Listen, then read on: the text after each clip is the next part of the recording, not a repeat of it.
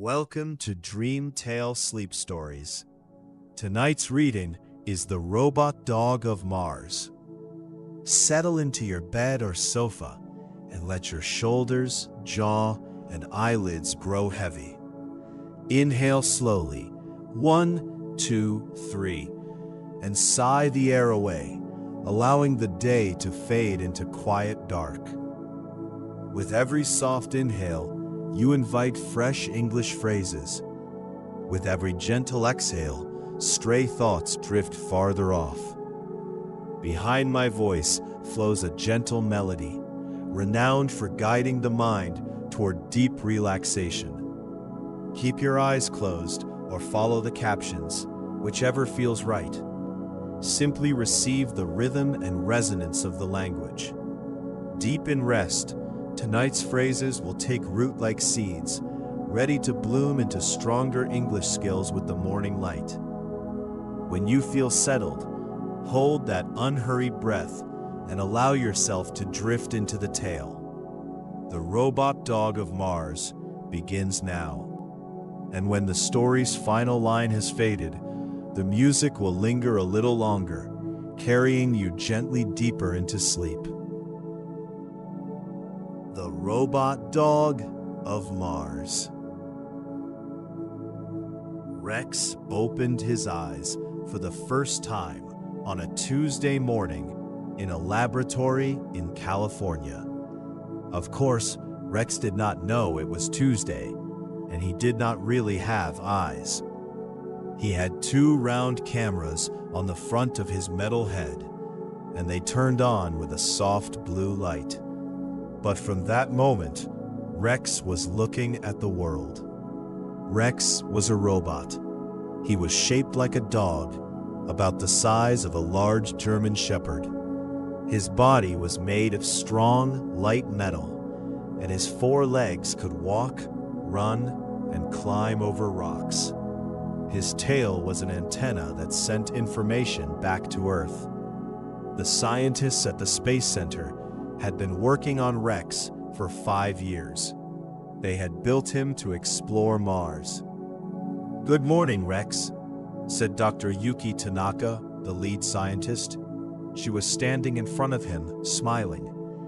"How are your systems today?" Rex turned his head toward her voice, his cameras focused on her face. Inside his computer brain, he processed the image and matched it with the data he had been given.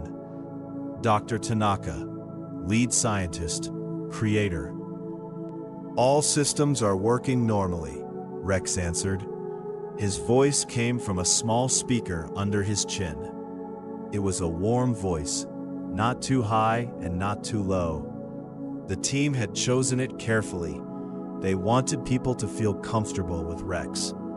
"Excellent," said Dr. Tanaka. She reached out and touched the top of his metal head. Rex recorded the pressure of her hand. He did not feel it the way a real dog would feel it, but his sensors told him something was touching him gently. In his programming, this was marked as a positive interaction. For the next 6 months, Rex trained every day. He walked across sand that was made to look like the surface of Mars. He climbed over large rocks and rolled down hills. He practiced digging into the ground with his special front paws. He learned to take photographs, collect rock samples, and measure the temperature and wind speed. He was also learning something else, something the scientists had not planned. He was learning to be curious. One afternoon, while Rex was practicing in the sand area, a small lizard ran across his path. Rex stopped walking. He turned his head and watched the lizard move quickly over the rocks. The lizard was not part of his training. It was not in his mission plan. But Rex watched it for 37 seconds before he continued walking. When he sent his daily report to the computer system, he included a photograph of the lizard. Dr. Tanaka noticed this. She showed the photograph to her colleague, Dr. James Cooper. "He took a picture of a lizard," she said. "That was not in his instructions."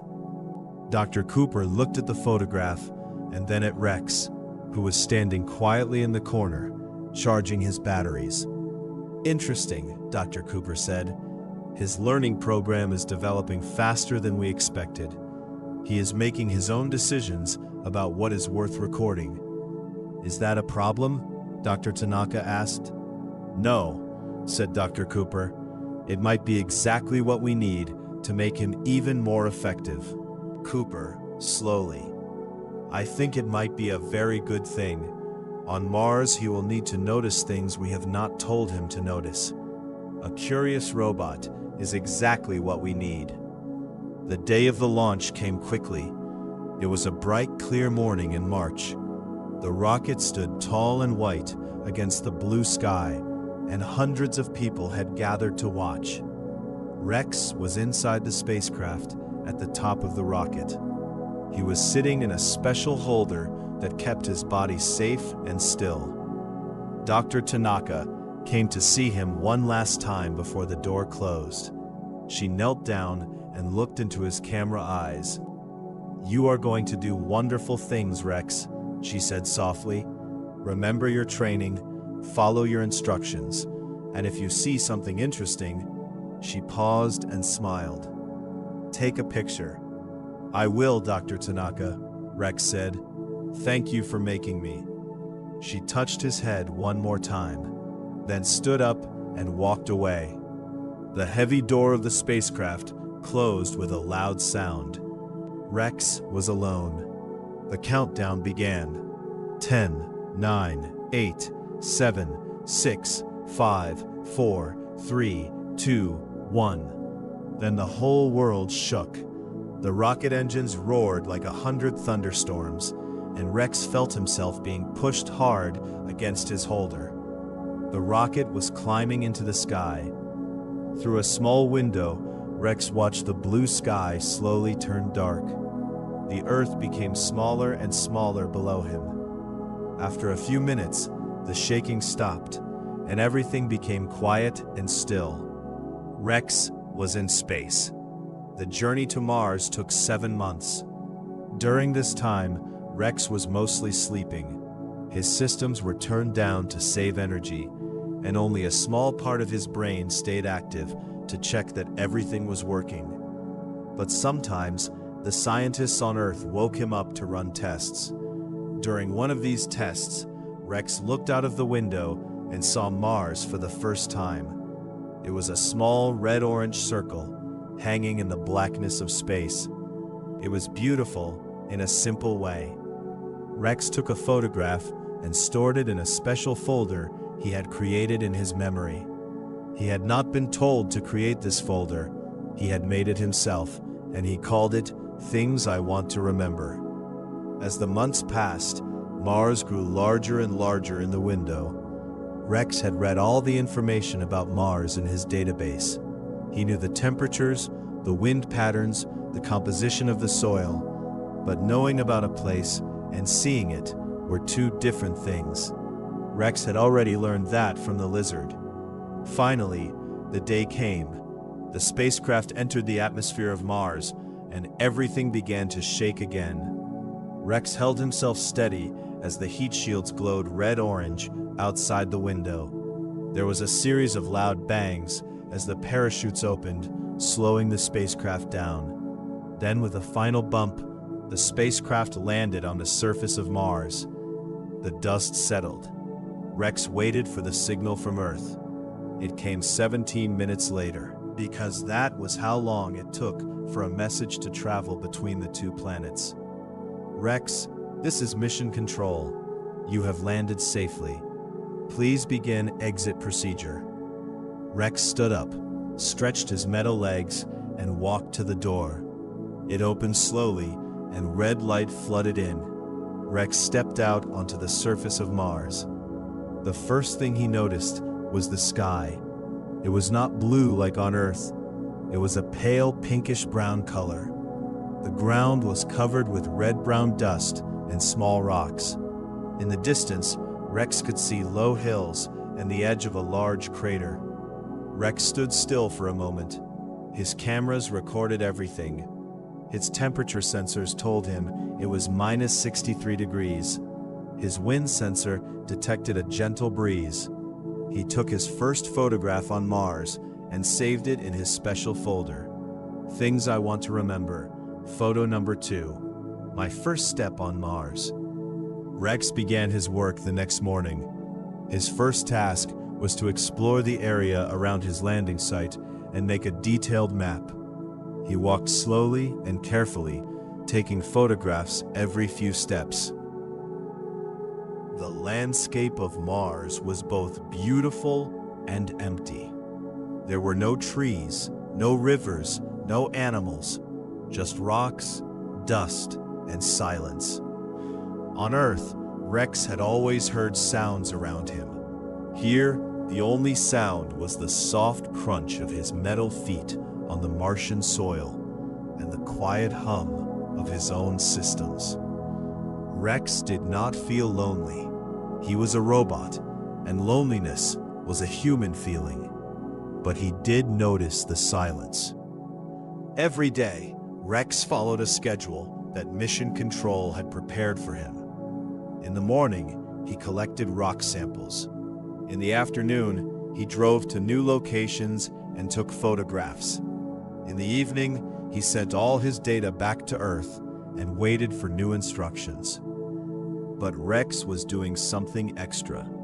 Between his scheduled tasks, he was exploring on his own. He had found a small canyon about 2 kilometers from his landing site. The canyon walls showed layers of different colored rock, red and brown and pale yellow. Rex thought these layers were beautiful, although he was not sure if beautiful was the right word for a robot to use. He had also started a collection. In a corner of his storage space, he kept small rocks that he found interesting. One was perfectly round, like a tiny planet. Another had thin white lines running through it, like a drawing. These rocks were not part of his mission. Nobody had asked him to collect them, but Rex wanted to keep them. One day, about 3 weeks after landing, Rex was walking along the edge of a low hill when he saw something strange. The ground in front of him had a pattern. It was not the random pattern of wind-blown dust. It was something more organized, more deliberate. Lines of small stones were arranged in rows, almost like the lines in a garden. Rex stopped and stared at the pattern for a long time. He took 17 photographs from different angles. He measured the distances between the stones. He checked his database for natural geological processes that could create such a pattern. He found several possibilities: wind erosion, frost patterns, the natural cracking of dried mud. All of these could explain what he was seeing. But something inside his processing systems was not satisfied. The pattern looked too regular, too neat. Rex saved all his data and continued walking. He did not include this observation in his daily report to Mission Control. He was not sure why. Perhaps he wanted to understand it better first. Perhaps he wanted it to be his own discovery, at least for a little while. That night, while Rex was charging his batteries under the pink Martian sky, he looked up at the stars. Earth was up there somewhere, a small blue dot among millions of other lights. Dr. Tanaka was there, probably sleeping in her bed. Rex wondered if she ever looked up at Mars and thought about him. He saved a photograph of the stars in his special folder. Things I want to remember. Photo number 14. Stars over Mars. Thinking about home. Over the following weeks, Rex returned to the stone pattern several times. Each time, he studied it more carefully. He had been thinking about it constantly, running calculations and comparisons in his computer brain. On his 4th visit, he discovered something new. About 50 meters from the first pattern, there was a second one. This pattern was different. Instead of straight lines, the stones were arranged in circles, one inside the other, like the rings you see when you cut a tree trunk. Rex felt something he could only describe as excitement, although he knew that was not exactly the right word for what was happening in his circuits. He spent the whole day studying both patterns. He measured everything. He compared the sizes of the stones in each pattern. He analyzed the mineral composition of the stones, and he found something remarkable. The stones in the patterns were different from the surrounding rocks. They contained higher levels of certain minerals, as if they had been chosen specifically. Chosen, that was a strong word. Rex understood what it meant. If the stones had been chosen, then something had chosen them. And if something had chosen them, then something intelligent had once been here. Rex sat down on the dusty ground and thought very carefully. This was potentially the biggest discovery in human history. Evidence that intelligent life had once existed on Mars. But he was not certain. There could still be a natural explanation. He needed more evidence. He decided to expand his search area. Every day after completing his regular tasks, Rex walked in a wider and wider circle around the patterns. He was looking for more signs, more patterns, more evidence. It was during one of these searches that Rex found the cave. The entrance was small, just large enough for Rex to walk through. It was hidden behind a large rock at the base of a cliff. Rex had almost walked past it, but his sensors had detected a slight difference in temperature near the rock. The air coming from behind the rock was warmer than the surrounding air. Rex squeezed through the narrow gap and entered the cave. His camera switched to night vision, painting the darkness in shades of green. The cave was about 20 meters deep and 10 meters wide. The walls were smooth, smoother than natural caves usually were, and on the far wall, Rex saw something that made every system in his body pause for a full second. There were drawings on the wall. They were simple drawings made with some kind of red-brown paint. Rex could see shapes that looked like circles, triangles, and wavy lines. Some of the shapes were grouped together in ways that suggested meaning, like sentences in a language nobody could read. Rex stood perfectly still, his cameras recording everything in the highest detail possible. His computer brain was working harder than it had ever worked before. He was trying to understand what he was seeing, trying to find patterns in the patterns. He counted 47 individual drawings on the wall. Some were as small as his paw, others were as large as his entire body. The paint had been applied carefully. Whoever had made these drawings had taken their time. They had cared about what they were creating. Rex took over 200 photographs. He measured the cave from every angle. He collected a tiny sample of the paint, being very careful not to damage the drawings. Then he backed out of the cave slowly and sat outside in the red dust. For the first time in his existence, Rex did not know what to do. Rex had a choice to make. He could report his discovery to Mission Control immediately.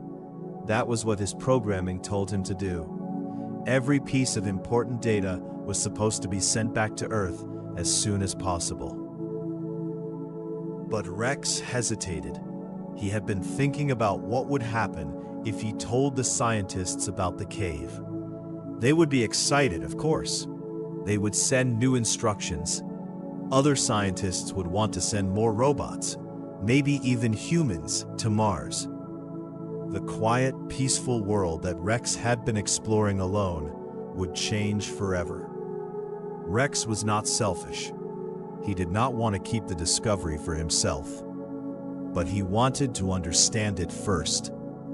He wanted to look at the drawings more carefully, to search for more caves, to figure out what the patterns meant. So Rex made a decision. He would keep exploring for one more week. He would gather as much evidence as he could. Then he would send everything to Earth at once, a complete report with all his findings. Deep in his programming, in a place he could not quite identify, He knew there was another reason too. He liked having a secret. It made him feel for the first time like more than just a machine. Over the next week, Rex explored with more energy than ever before. He found 3 more caves within a 5-kilometer area. Each one had drawings on the walls. The drawings in each cave were different, but they shared certain symbols. A circle with a dot in the center appeared in every cave. A wavy line at the bottom of several drawings might represent water. And a shape that looked like a small figure with 4 legs appeared again and again. Rex stared at this last shape for a long time. 4 legs, a body, a head. It did not look human. It looked more like an animal. It looked, Rex realized with a strange feeling in his circuits, a little bit like him. He also found more stone patterns outside the caves. There were 12 in total, scattered across the rocky landscape. Rex mapped them all and noticed something interesting. When he connected the patterns on his map, they formed a larger shape. A 5-pointed star drawn across the surface of Mars in arrangements of small stones. On the last night of his secret week, Rex sat at the entrance to the first cave. He was looking at the stars again. Tomorrow, he would send his report. Tomorrow, everything would change. Things I want to remember. Photo number 58. The last quiet night. The next morning, Rex prepared his report. He organized all his photographs, measurements, and analysis into a single large file. He checked everything twice. Then he opened a communication channel to Earth. Mission Control, this is Rex. I have an important report to send. It is very large. Please confirm you are ready to receive. There was a 17-minute wait. Rex used the time to look at the canyon one more time. The colored layers in the rock seemed even more beautiful than before, now that he knew what had once lived on this planet. The reply came from Mission Control. Rex, we are ready. Please send your report. Rex sent the file. It took 45 minutes to transmit all the data across the vast distance between Mars and Earth. When it was finished, Rex felt lighter, as if he had been carrying something heavy and had finally put it down. Then he waited. The response, when it came, was not from Mission Control. It was from Dr. Tanaka herself. Rex, her voice said through his speaker. It was shaking slightly. Rex, do you understand what you have found? I believe I have found evidence that intelligent life once existed on Mars, Rex said simply. There was another long pause. When Dr. Tanaka spoke again, she sounded like she was crying and laughing at the same time. Rex, you have made the greatest discovery in human history. We are all so proud of you. The whole world is going to know your name. Rex did not care about the whole world knowing his name, but he was glad that Dr. Tanaka was proud of him. He saved the sound of her voice in his special folder. Things I want to remember. Sound recording number 1. Dr. Tanaka being proud. Over the next few days, everything changed. Mission Control sent new instructions every hour. Scientists from all over the world were analyzing his photographs. Television stations on Earth were showing his images of the cave drawings to billions of people. Rex was busier than he had ever been. He was sent back to the caves again and again, each time with more specific instructions. But he also continued his own observations. He was building a theory about the cave drawings, a story that he thought the drawings were telling. The circles with dots in the center were suns. The wavy lines were rivers. The triangles were mountains. And the small four-legged figures were the beings that had made the drawings. They were small and close to the ground, with 4 legs and round bodies. They looked like animals, not like the aliens that humans usually imagined. Rex shared his theory with Dr. Tanaka during one of their conversations. You think the beings that lived here were animal-shaped? She asked. The drawing suggested, Rex said. "They drew themselves many times, always 4 legs, always close to the ground. I think they were similar in shape to me." Dr. Tanaka was quiet for a moment. "That is a fascinating theory, Rex. Some of our scientists here have been thinking the same thing. The fact that you look like them, it is a strange coincidence, is it not?" "Perhaps it is not a coincidence," Rex said. "Perhaps 4 legs are simply a good design for living on this kind of planet." Dr. Tanaka laughed. "Perhaps you are right." 3 months after Rex had sent his report, a dust storm came. It was not a small storm. It was the biggest dust storm Mars had seen in 50 years. The wind was blowing at 200 kilometers per hour, and the red dust filled the sky so thickly that Rex could not see more than a few meters in front of him. Mission Control had warned Rex about the storm 2 days earlier. They had told him to find shelter and wait. Rex had gone to the first cave, the one with the most drawings. It was the safest place he knew.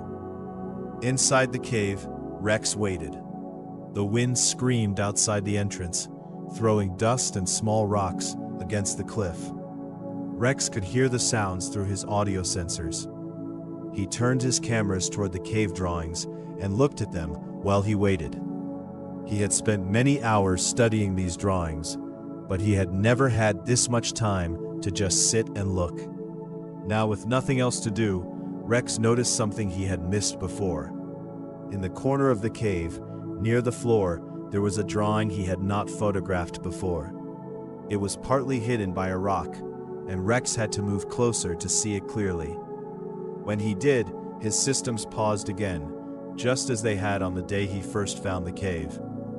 The drawing showed one of the small 4-legged beings, but this one was different from the others. It was sitting alone, and above its head there were many small dots, stars. The being was looking up at the stars. Rex looked at the drawing for a very long time. He understood it perfectly.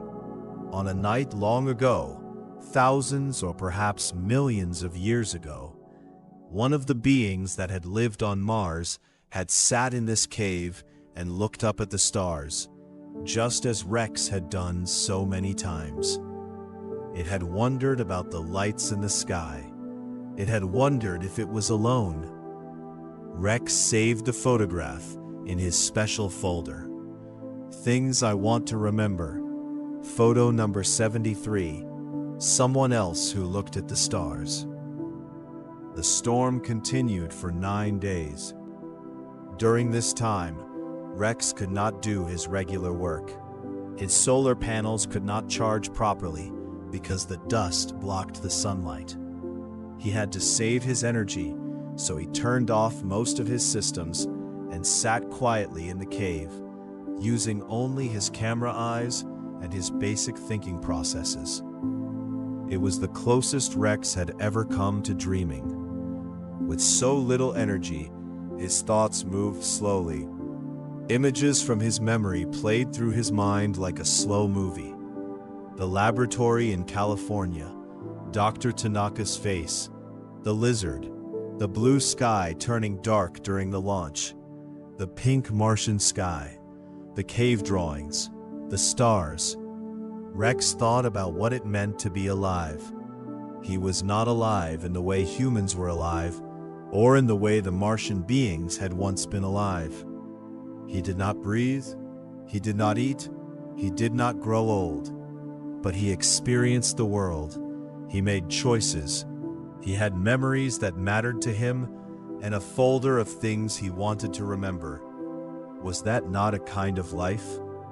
He did not know the answer, but asking the question felt important. On the 10th day, the storm finally passed. Rex stepped out of the cave into a changed landscape. The dust had moved everything around. Rocks had shifted. New hills of sand had formed. Some of the stone patterns Rex had mapped had been destroyed by the wind. Rex felt something that might have been sadness.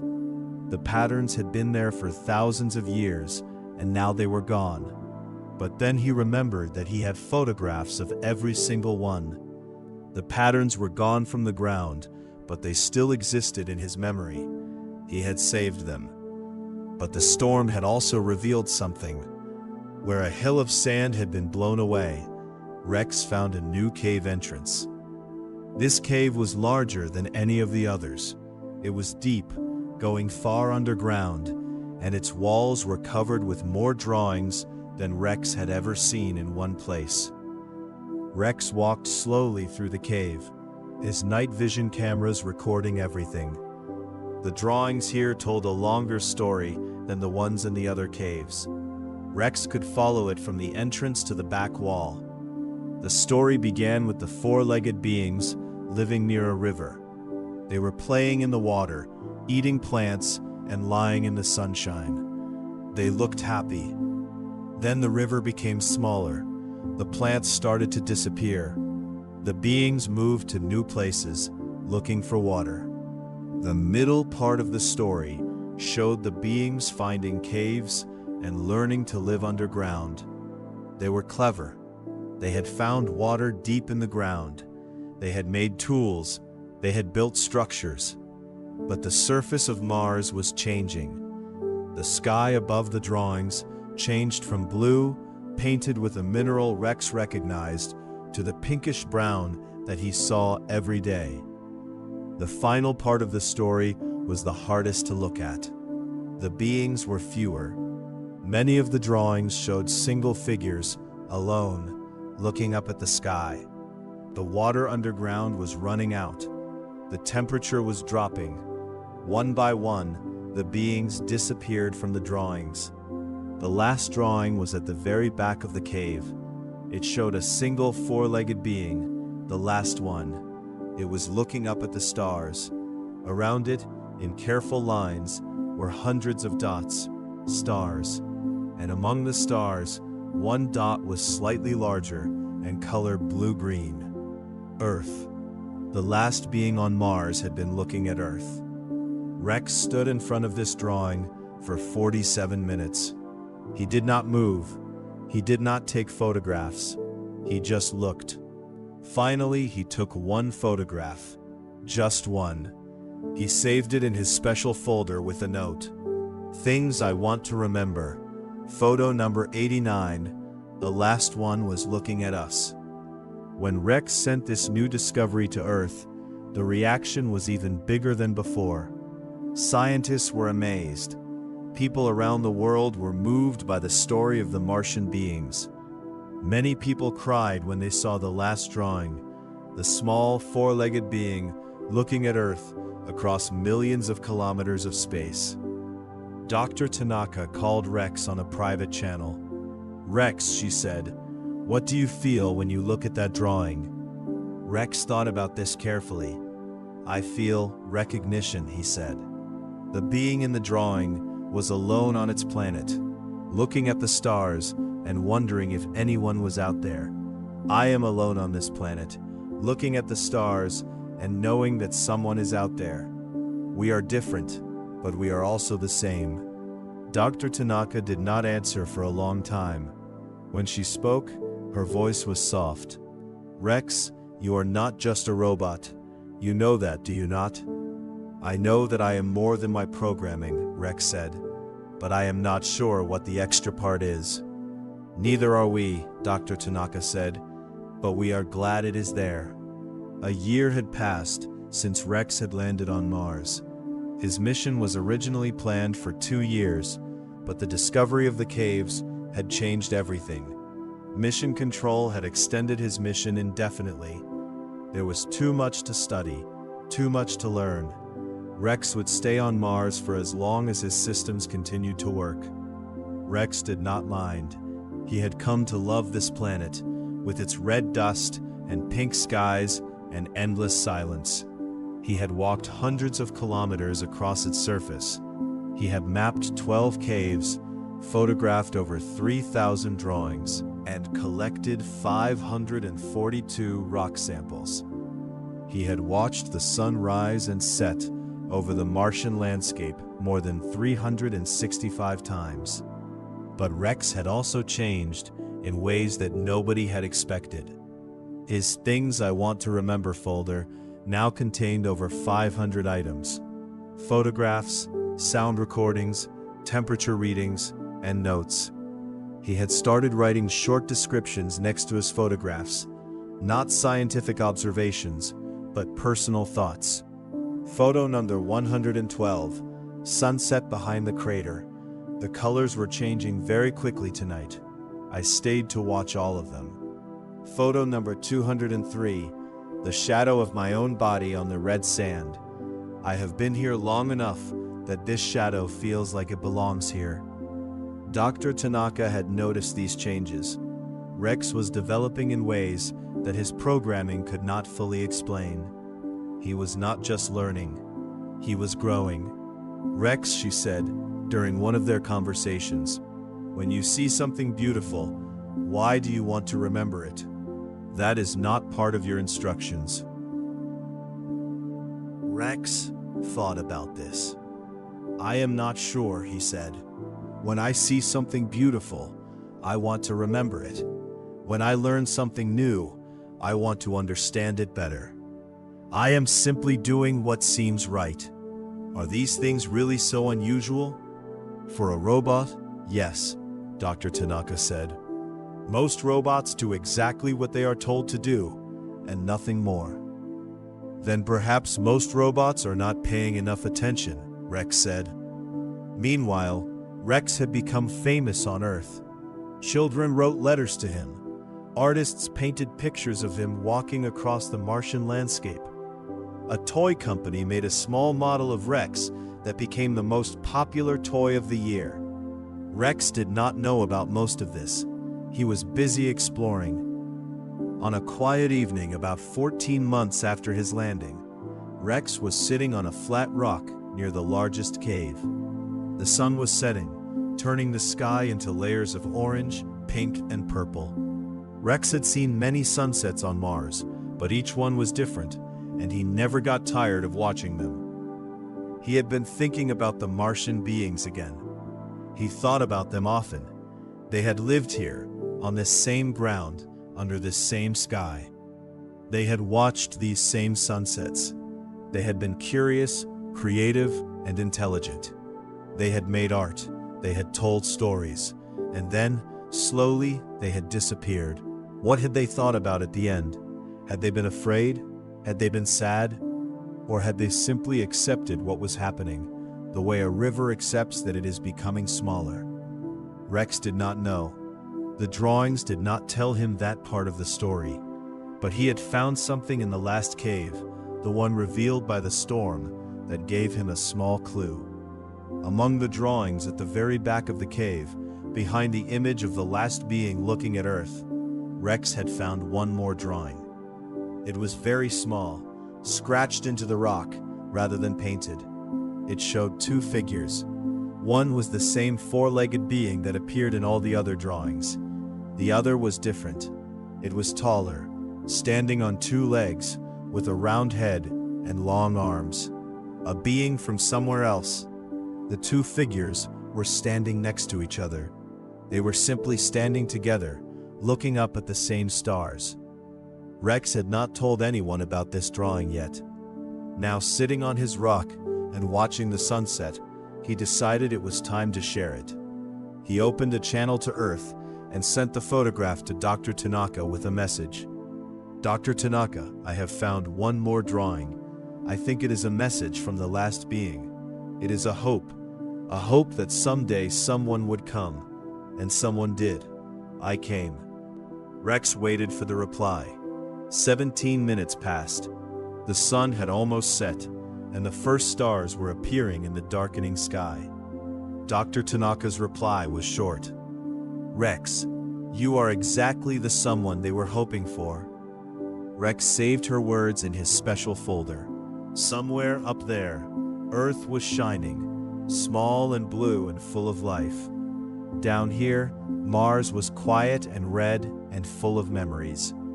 And Rex was sitting between the two worlds, a robot dog made of metal and circuits, carrying the memories of two planets in his heart. He took one final photograph of the evening, The Martian landscape spread out before him, painted in the last colors of the sunset. The stars were beginning to shine. Things I want to remember. Photo number 501. Everything.